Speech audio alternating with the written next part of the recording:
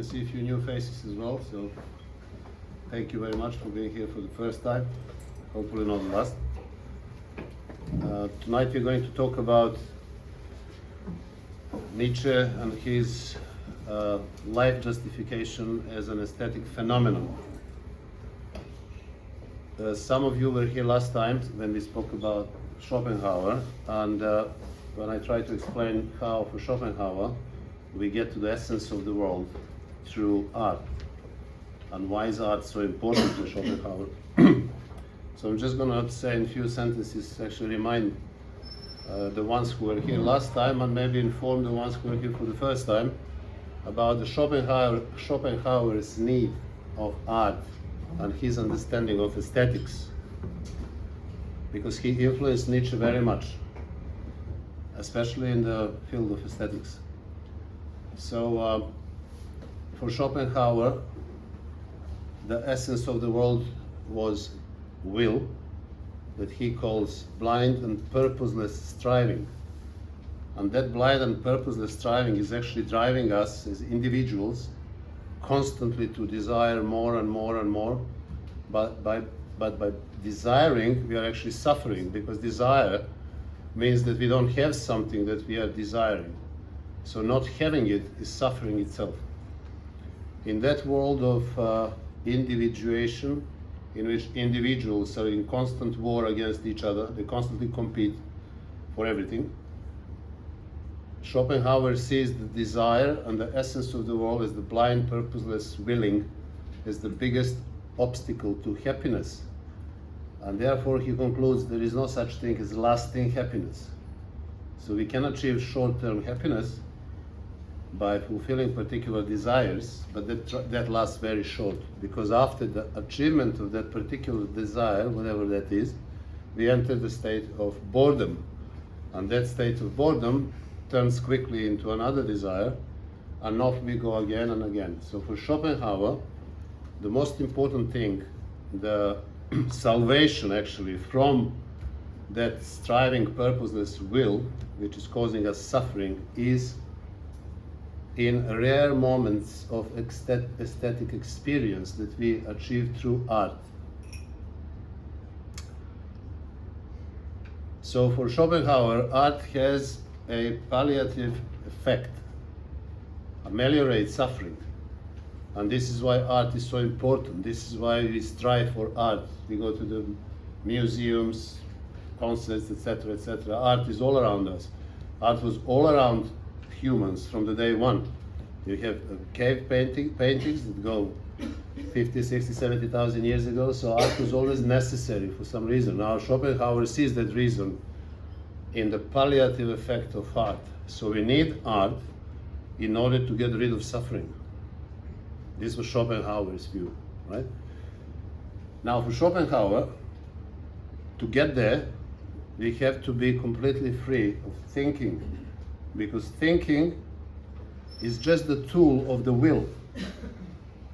We use thinking in order to fulfill will's ends, which is desires. So only specific type of contemplation, like aesthetic contemplation or philosophical contemplation, according to Schopenhauer, can bring us out of that realm of the will, right? So it's very important to understand that.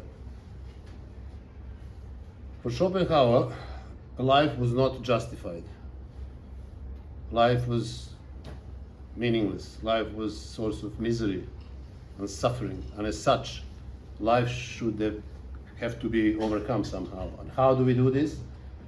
Through that philosophical contemplation of asceticism, like for example in Buddhism. So we get rid of those desires one after another in order to get to salvation, to completely rid ourselves of suffering. So life for Schopenhauer is something that is the worst that can happen to us. It would be much better, he says, if we were never born. So you see how Schopenhauer could not justify life. There was nothing there to justify. For him, life was all about suffering. And he again sees art as the way to get rid of that suffering. Very short periods of time we can enjoy that freedom from suffering or salvation but those moments last very short. Now, in asceticism, ascetic can do that for longer, or maybe for the rest of his life in some cases. But this is very rare. So majority of people find that salvation in art. Now, this was the main reason for Nietzsche to try to justify life, because life was not justified, and Nietzsche wasn't happy with that. So he tried to justify life, because even in monotheistic religions, life is not justified. There is another life, much better life, otherworldly life, after this life. Therefore, this life is just like a short passage, which is like ticket for the better life, the real one, eternal one. But this one, we are not necessarily mega happy about it, and this is what actually happens with Schopenhauer, the lack of justification. Nietzsche was in need of justification. He saw life very differently. Why did Nietzsche saw life so differently? Did he have any incentives, any history of justification of life? Yes, he did. He found it in the Greek states in the 5th century BC. So Greeks in the 5th century BC had a different system of values. So they justify life through aesthetic experience, and especially, according to Nietzsche, through Attic tragedy. So this is a phenomenal discovery in history of philosophy, especially aesthetics, because it's a complete contradiction to everything that has been said about tragedy. For example, Aristotle in his Ethics talks about tragedy in a very different way, and I will explain that to you in a minute. Also, Schopenhauer sees tragedy as something very different, and the purpose of tragedy as something very different. Both Aristotle and Schopenhauer see in tragedy proof that life is not worth living. But for Nietzsche, according to the culture, Greek culture of 5th century BC, through tragedy we can actually justify life. So that's that phenomenal discovery in the field of aesthetics that nobody before him ever came across, and nobody after him as well. Not many scholars or aestheticians have understood that phenomenon of tragedy, as I will explain to you, and then you will understand, hopefully, and see who was right and who was wrong in your opinion. Now, it is important to acknowledge that illusions represent essential condition for aesthetic experience. That cannot be aesthetic experience without illusion. You cannot be sober, mathematical, mechanical, physical, looking at some painting of, let's say, Manet, and try to understand what the painting is. Like calculating how much colors are there, how many strokes of the brush is there, what year it was painted, and what is the size of the painting. And unfortunately, art historians are more interested in those facts than in literally explaining why that painting has happened in the first place. What was the reason for that? What the artist had to say? What kind of his psychological state was there? What was his relationship towards himself? What is the relationship of the artist towards the world? And this is what gives the birth to a particular painting, or a sculpture, or a symphony. So this is what Schopenhauer tried to explain. This is what a real, genuine genius does. He produces art completely without any purpose, because this is all he has to do. He cannot do anything else. Fish swims in the water, eagles fly, and genius has to produce something. This is nothing else he can do. And this is how Schopenhauer understood real art. And hence, Nietzsche takes that from him as well. So what Nietzsche saw in the tragedy was something very different. And he, for example, didn't agree with Aristotle that the main purpose of tragedy is to purge ourselves from the feelings of fear and pity. And this is what Aristotle calls catharsis. So purification of those two feelings will allow you to continue your life, whatever it is. But the main aim of the tragedy was to actually clean, purge yourself, wash all these feelings of fear and pity for Aristotle. Nietzsche disagrees with that. For Schopenhauer, the purpose of tragedy was to prove that life is really not worth living, because there is so much injustice, there is so much of that will, blind and purposeless striving that manipulates our lives, in which we are simply in impossible situation. We cannot do anything about it. And tragedy, according to Schopenhauer, clearly, he says, proves that life is not worth living. Now, people often try to keep or to separate aesthetics from ethics and keep them in separate boxes. That practice is very common, even in our time now, and it was very, very common in the days when Nietzsche wrote The Birth of Tragedy, and published that in 1872. So Nietzsche disagreed with that, and I actually in my dissertation argue about that aesthetics and ethics can also be very close to each other, almost the same. They are not the same, but they have the same purpose. And this is something that I call in my dissertation aesthetization of values. So values can also be aestheticized. They are not necessarily only ethical. They can also be formed, shaped by our aesthetic experiences of the world. So how did Nietzsche elaborate actually the claim that, as he says in The Birth of Tragedy, the world and existence are only justified, eternally justified as an aesthetic phenomenon? So read that world and existence as life. So how did he explain that life can only be justified as an aesthetic phenomenon? So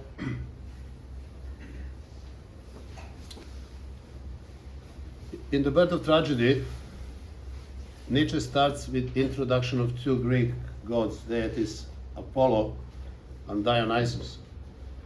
So Apollo is the god of knowledge, light, art, some other things, but for us this is important. While Dionysus is the god of wine, sexual frenzy, and universality. So what Schopenhauer called individuation or principium individuationis, Nietzsche calls Apollonian element in The Birth of Tragedy. So some people say, or argue, some scholars, that Nietzsche actually just copied Schopenhauer, and in his Apollonian, he actually adopted everything that Schopenhauer said about individuation. But as you will see, for Nietzsche, Apollonian has much deeper and wider meaning than individual has for Schopenhauer. For Schopenhauer, individual is the reason, the main reason of all suffering. That individual self, that I, is the reason why you are always my enemy, and me yours too. So this is that Hobbesian bellum omnes contra omnem, meaning a war of one against everyone. So this is what for Schopenhauer problem is in individuation. And the only way that we can get out of it is through art, when we understand the will, or through ascetic or philosophical contemplation, when we enter the will. But the moment we enter the will, for Schopenhauer, we become completely defragmented. We disappear as individuals. Now for Nietzsche, Apollo has very different role. And I'm just going to say first about the Dionysian effect for Nietzsche, and then I will explain why the god of truth and prophecy and healing as Apollo is so important in the story of tragedy. Now, Nietzsche's understanding of Dionysian directly relates to Schopenhauer's will. Dionysian is the element we enter in tragedy through music. The chorus of satires, which is constantly playing and singing, is actually bringing us into that ecstasy of reaching the universal, reaching that perpetual flux of life that Nietzsche calls Dionysian. But identifying that with the Schopenhauer's will is wrong, and I argued against that very much in my, actually that was half of my thesis anyway. And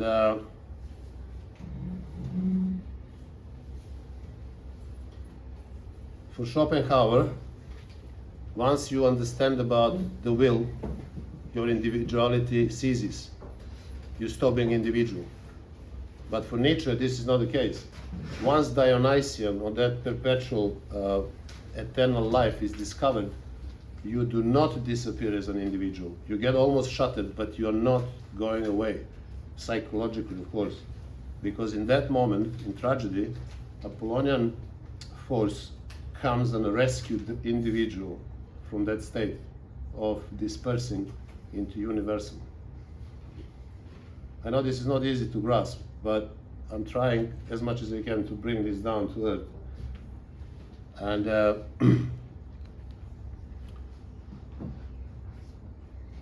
why is then so important to understand the Dionysian eternal life, that universality?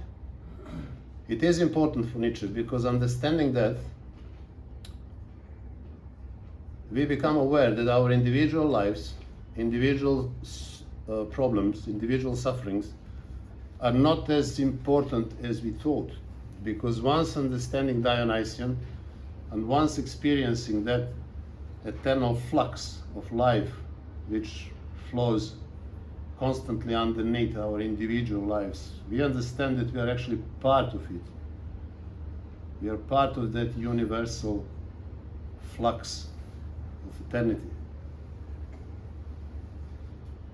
And at that moment, we understand that our individual worries are marginal, and they are not that big problem as we thought before understanding that belonging to the universal.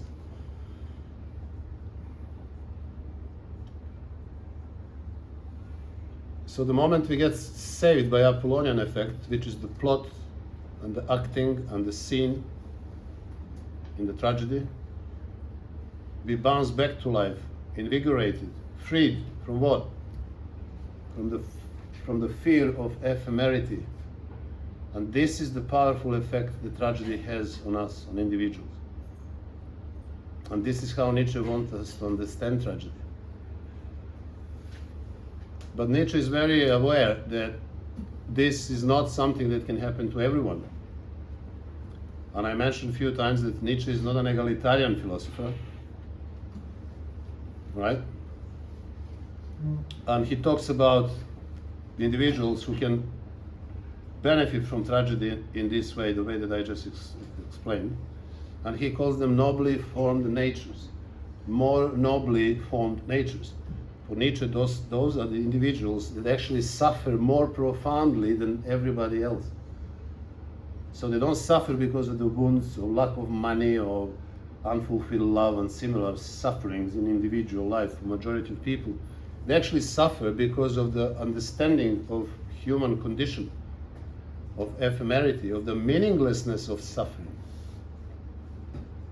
For Nietzsche, suffering wasn't a problem at all. For Schopenhauer, that's the main problem. For Christianity, that's the main problem. For Nietzsche, that's not a problem at all. But what is the problem? The problem for Nietzsche is the meaninglessness of suffering. We suffer, but we don't know what we are suffering for. And he says man, as the bravest of animals, is willing to suffer as long as the man knows why is he suffering, what for. But that meaninglessness of suffering, this is what Nietzsche understands as human condition.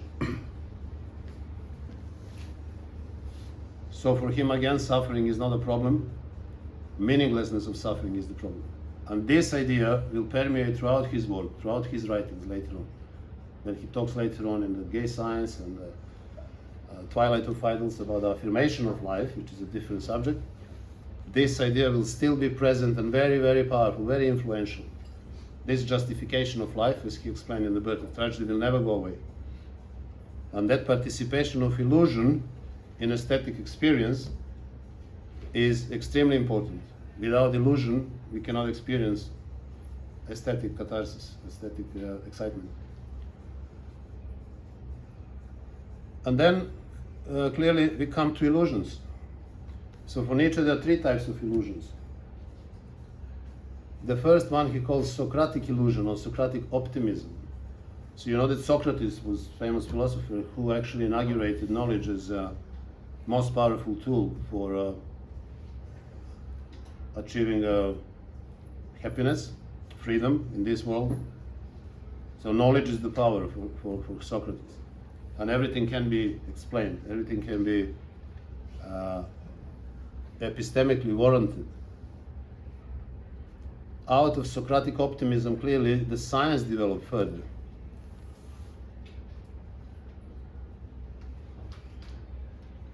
But the main task of science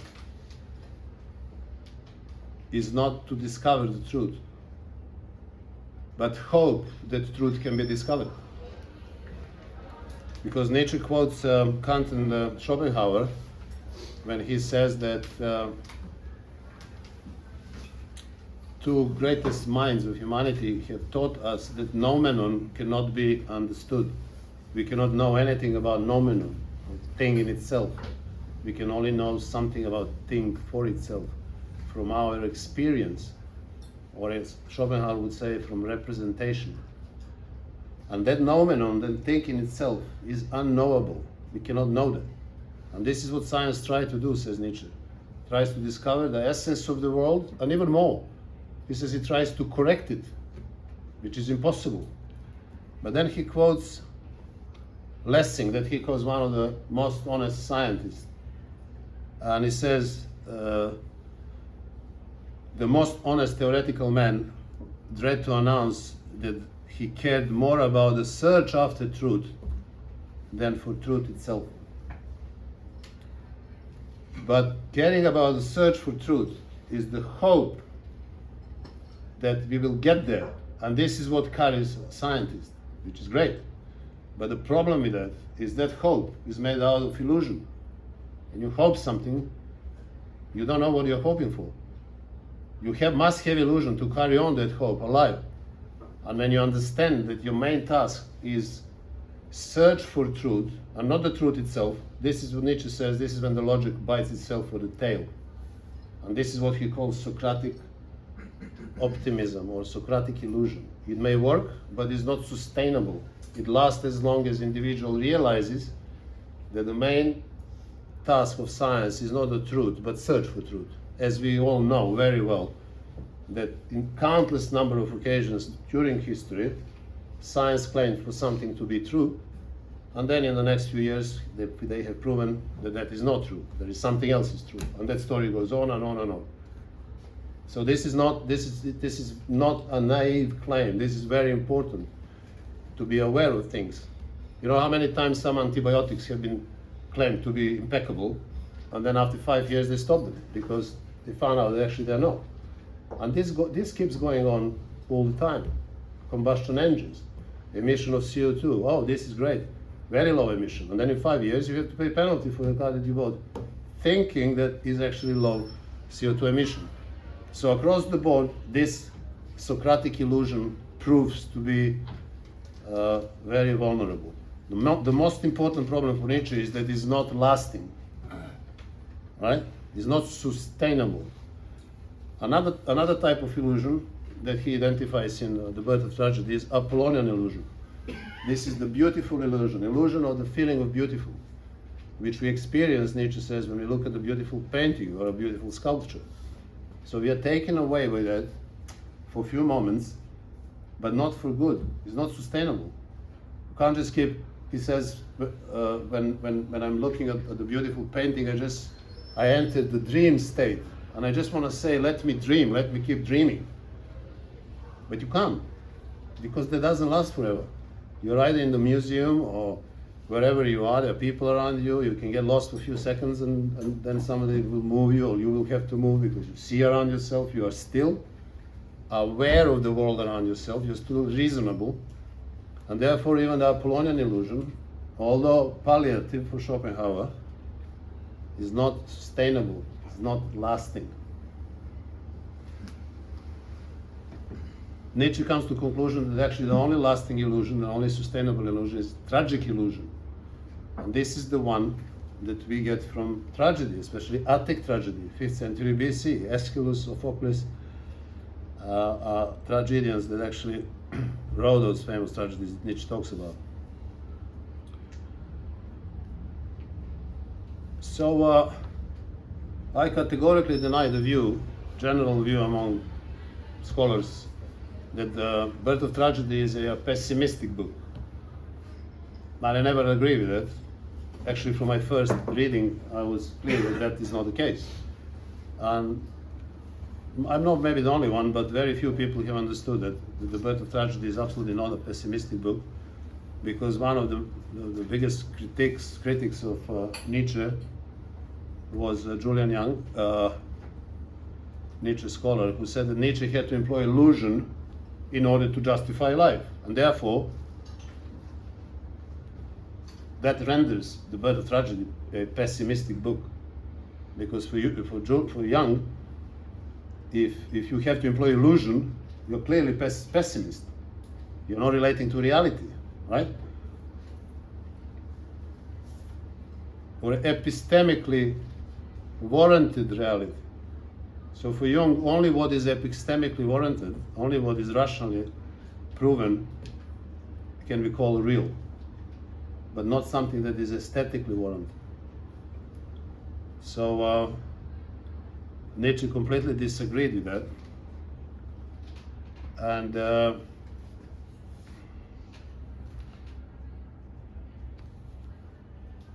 for him, art as an aesthetic experience was a great means of making life possible, the great seduction to life, the great stimulant of life. So completely opposite than Schopenhauer, completely opposite than Aristotle. Nietzsche says art is the only superior counterforce to all will to denial of life, as that which is anti-Christian, anti-Buddhist, anti-nihilist par excellence. So art as the redemption of the man of knowledge, and also as the redemption of the man of action. There are two pessimisms that Nietzsche talks about in his attempt of self-criticism, his introduction to the Birth of Tragedy, written 6 years after the publishing in 1878, quite late. And in that introduction, Nietzsche talks about two different types of pessimism. He talks about pessimism of weakness and pessimism of strength.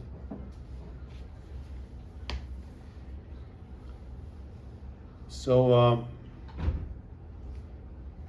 in the genealogy of morals, he says that because of their own impotence, the weak will seek resignation due to their inability to overcome suffering. While on the other side, the strong will, due to their propensity for expansion and domination, see life rather as an opportunity to challenge and prove their own strength. So you have pessimism of the weak. This majority of people will see tragedy as the proof that life is not worth living, and they will have to accommodate and comfort themselves with that pessimistic outcome, Schopenhauerian version of tragedy. But there are also some who will see tragedy as something else. These are the bit stronger characters, as Nietzsche calls them, more nobly formed natures. And for them, they will experience pessimism of strength. So how can that be? How can that be pessimism of strength? What are they looking for? Well, they are looking for more challenge. They are looking for, as Nietzsche says, stronger enemies. Because when your enemy is weak, your victory will be very small.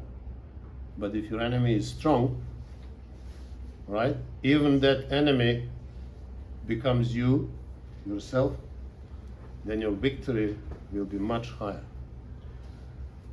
So this is what Nietzsche sees as the pessimism of strong. This is where the strong see tragedy as the challenge. What is the challenge in the tragedy? To look into abyss, to look into that Dionysian world of eternity, of eternal flux of life, and not to succumb to it, not to perish into it, but to stay strong, to pull out of it, and then justify life, cherish life, take the most out of your life. Because then you understand that your everyday's problems, your individual suffering as you see them, they are not really that important. They are not fundamentally important. They are rather marginal. So you should look at them slightly differently. And even our ephemerity in that case is not a big problem. If you live your life in full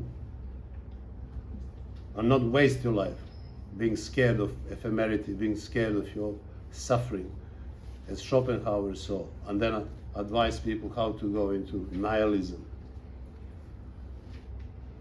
So why is this, the birth of tragedy and all this tragic illusion, so important for us? What do we have to do with it? Anything? Nothing? Something? Everything? Well,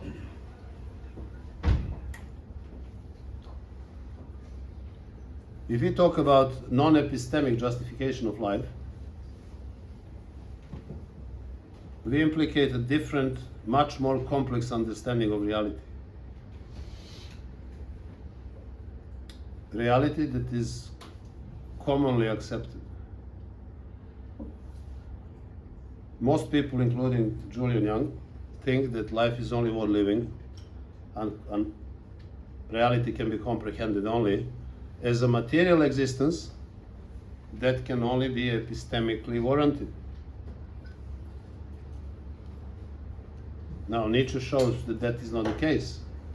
Non-epistemic justification of life is also very important, for him even more important. Now, how do we know this? Do we have any examples in the history of philosophy, literature, art? Well, for the ones who know who was Faust, Raskolnikov, Hamlet, these characters that have, without any doubt, influenced millions of people around the world, change characters, show guidance, help people create new values. These characters were not real. They never existed. They are not epistemically warranted. They are imaginary. They are aesthetically warranted. And you see how important they are. So not knowing who these characters are is a big hole in everybody's understanding of life. And they're more than that, much, much more than that. So as models and examples of ethical evaluations, these literary characters for many become guidance toward a better self. And they were not real. They were not material. See?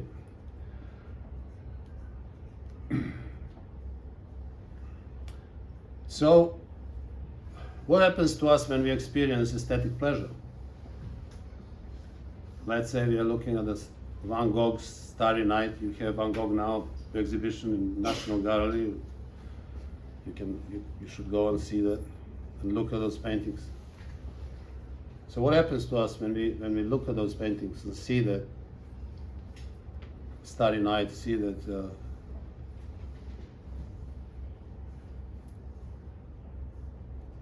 sunflowers, What do we discover? Why we are so attracted to that? Maybe we discover some kind of higher reality in our aesthetic sensations. Still reality, but it's different than everyday's experience. I said it last time, when you see Van Gogh's sunflowers, you will remember them for the rest of your life. They are not real. They are not epistemically warranted. But you've seen so many real sunflowers, and you forgot them all. You forgot them after you exited Sainsbury or Tesco, wherever they're selling sunflowers. You just forget about them. You can't remember. And they're real. And they're epistemically warranted. So you see how that argument doesn't hold.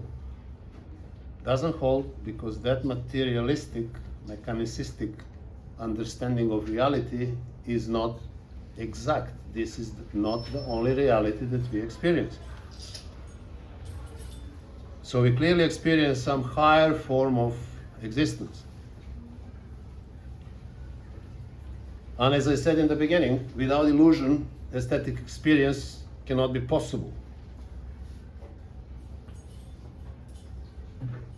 So a few times people argued with me and saying, well, it's not only about illusions. The life is very material, very mechanicistic. Illusions don't help. Illusions don't do anything. Illusions cannot be warranted. There are similar things. But then the question is, why do we have illusions? Why do we have illusions? Where is that ability for us to create illusory scenarios? Anna Karenina, for example, you read it and you just get sucked into that story, which you never forget for the rest of your life. But think about it, even those thoughts about her and what happened to her and clash of different cultures in Russia that day, and Tolstoy's vision, that never goes away. These are those illusory experiences. Why do we have them?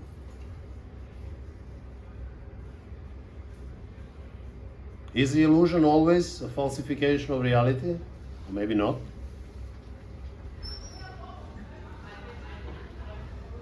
So it's very important to make the difference between illusion and deception. Deception is, if I look at this pillar here, one, and I say to you, there are three over there, you can look and say, no, it's not three. So I'm trying to deceive you. I'm trying to fake reality. But illusion is not a deception. Because in art, especially in Attic tragedy, illusion is not hidden. It's there for you to see, to experience that Dionysian eternal flux, which is the feeling of sublime. When you experience that you're part of something eternal, you simply want to completely disintegrate. You want to be shattered into pieces and just go into that eternal, lose your individuality. So that's not a deception. This is where music takes you, especially music. Yeah? The Birth of Tragedy originally was called The Birth of Tragedy from the spirit of music, because music is that which takes you into that world of universality when we are all the same. We are the same energy, the same life. We are not different. And that is extremely powerful, attractive condition to be. So you don't want to be among people, again, individual. But that is not hidden. In tragedy, illusion is open. And therefore, illusion in art is not falsifying anything. It's actually helping us to understand that higher reality which we cherish very much. Why are we not purely rational beings? Can you imagine us being like that? I feel that the world goes that way, towards purely rational entities, which will just perform their functions without much interruption. And we discussed it last time, and we can discuss about it later on. But if we take that Nietzsche was right, then we have illusions for the purpose of life preservation and life promotion, for cherishing life.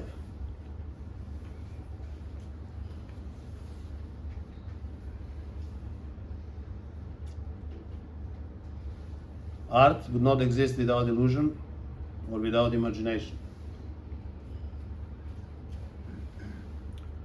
And if, according to Nietzsche,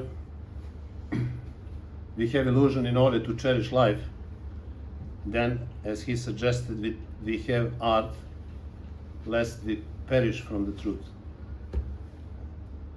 So with this sentence I will finish my lecture. Now you are free to ask questions, and I will try my best to answer them. Thank you.